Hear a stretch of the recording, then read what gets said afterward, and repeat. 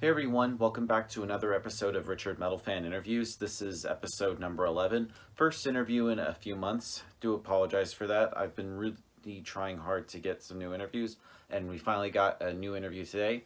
And today we're going to be talking to none other than Ben Carter, who is the drummer for UK thrash band Evile. And for the occasion, I'm repping being my Evile shirt. And we're mostly going to be talking about their new album, Hell Unleashed, as well the whole writing and recording process, his approach to drumming, and just like the whole UK thrash scene in general. So without further ado, let's go talk to Ben. Hey everyone, Richard Metalfan here. So I'm here with Ben from Evile. Ben, how are you doing today? I'm doing good, dude. How are you?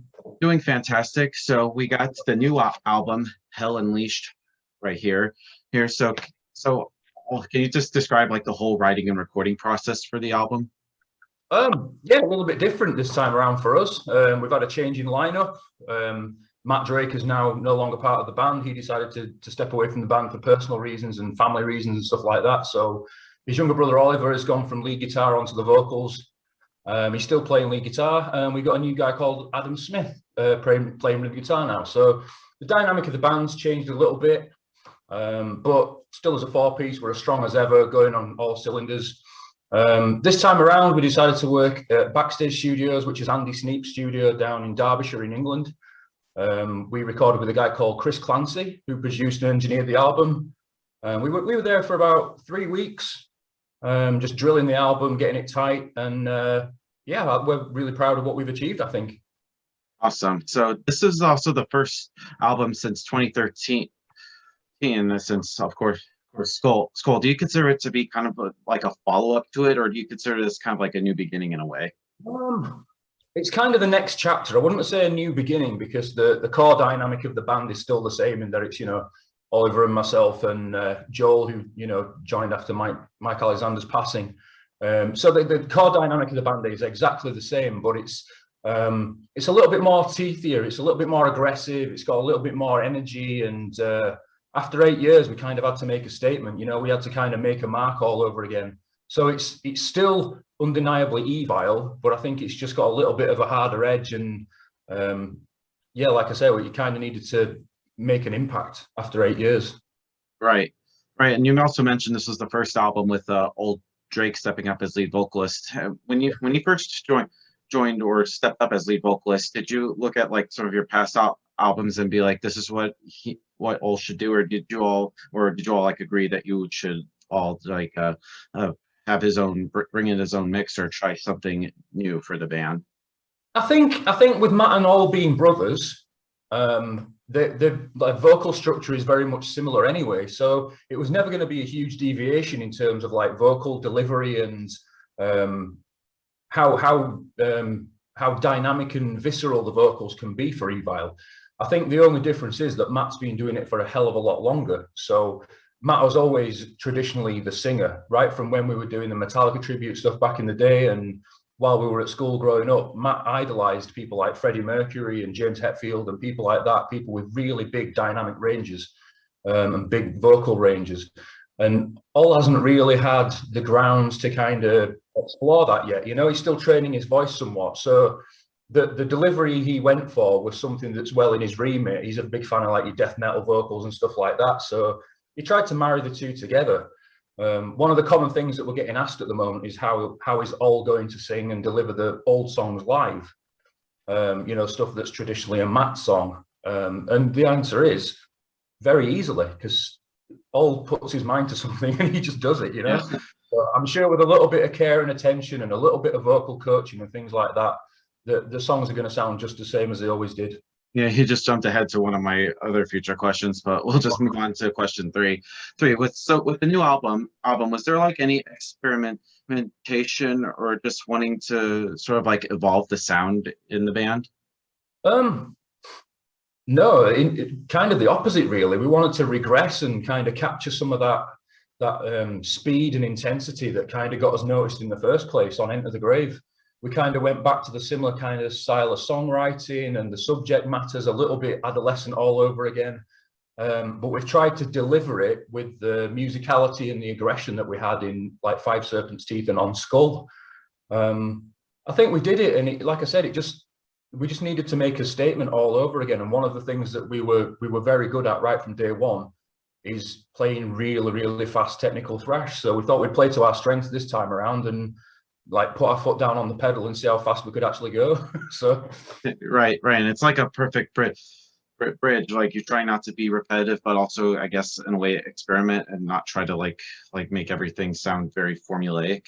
yeah, definitely. I think you can get labeled with doing thrash by numbers sometimes, and it is a very formulaic kind of genre where you can only take it so far before you're retreading old ground, and it's something that we'd never ever want to do. So I think the lineup change has helped because it's made us analyze and think about things a little bit differently. But at the same time, it's still the familiarity breeds ease. Do you know what I mean? We're all in that same mindset. We're all kind of very focused and driven about the new material, and yeah, it shows on the new record, I think. Right. And another question I want to ask is also, as a drummer, do you ever like write a drum pattern first and then the rest of the band would come in and play over that? Or has there ever been like a situation where you pretty much have like an entire drum pattern written? Yeah, I mean, All's very forward thinking in terms of the drums. He writes a lot of the sections and kind of maps things out in a very basic guideline for me to then like embellish or lay over the top of. He's a drummer himself, so he understands that a drummer's only got 4 limbs, and he doesn't ever put me in a position where he wants something played that he knows I'm not capable of physically. But at the Right. same time, he knows the things to do to push me to my limit in order to take my playing to the next level. When we're all in a rehearsal room and we're jamming ideas and stuff like that, I'll be riffing around the kit and trying to, figure out little ideas and things. And there has been certain times where we've latched onto an idea and like a rhythmic pattern where we've gone, yeah, that's going to work. Perfect example was like Infected Nation. That all started with a little snare pattern that I was pissing around with in the middle of a rehearsal room, and that grew that idea. There's been a few songs where I've been doing something thinking no one was listening, and then that's become a major riff in a track later down the line. So I think it's good to just play for playing's sake sometimes, because you never know what's going to come out and you never know how that idea is going to develop. Yeah, perfect. So, and I know this is also way in advance, but with this sort of like new approach that you've taken with this album, do you think that this could like open doors for like future albums or like future songwriting with this new approach? We're already started writing with album 6 as we speak. I mean, Oh, wow. we're not in the realms of kind of having songs and structures written and things like that, but Right. we're all very like-minded that 8 years was too long to be away, and there's so much music left in us as musicians that we need to get out. And now we've got a really decent label behind us with Napalm really pushing us and actually supporting us and enabling us to take things further to the level that we want. It'd be stupid to not be active and keep the ball rolling off the momentum of the new album. So Um, yeah, there's ideas in the works, definitely. that's great to hear. And I got a couple more questions for you. Yeah, the Sure. next one is like like with this album, you have like some ballad stuff, you have some rock and roll stuff, and some thrashers. And I think you all sort of like bring so many different like elements to the Evile sound, or even on this album in particular. I feel like does each member also have like a different influence when it comes to every album? Yeah, I mean, we're all like, we're not blinkered in terms of what we listen to. We don't just listen to like, Teutonic thrash and Bay Area thrash and stuff like that. However much we want to end prog minded, he listens to a lot of prog music. I grew up listening to like 50s rock and roll and playing that with the band with my father. So yeah, you can take influence from so many different aspects and meld them together into into the metal genre. I think if you blinkered and you look in one direction, you miss out on so many amazing other musicians and musicianship and how to like groove and bring that into your sound is part of the Evile kind of mantra. Really, we want to be creative as musicians as much as we go forward. We don't just want to stick to that thing I mentioned earlier of like thrash by numbers. It's great to be able to pull from so many different sources and utilize that in your own game, I think. I think, all right. So I got two more questions for you. And this one, you ready for the hardest question of all? Go for it. But how do you know when a song is done? You don't. Yeah. You don't. And this was one of the kind of major sticking points in early writing days of Evile stuff, Matt was very deep thinking in terms of arrangements and should a song go down this path or this path. And as much as that's great for exploring every possible venue and opportunity that a song can hit and go down, it also makes the songwriting process so much longer. And what we learned over the years is if you go with your first thought and your gut instinct, it's usually the right one because your brain's telling you that that's the correct path to go down.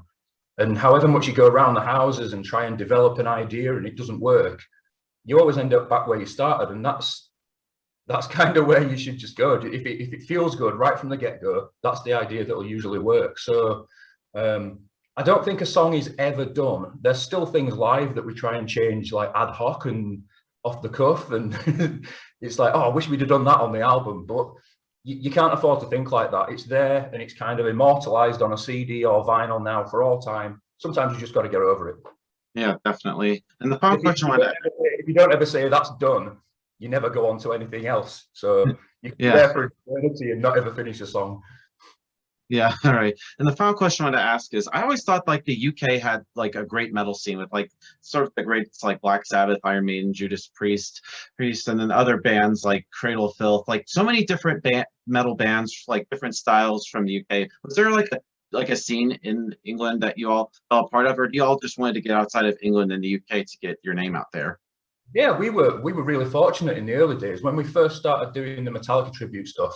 And we started integrating Evile songs into that set and then went out purely as Evile.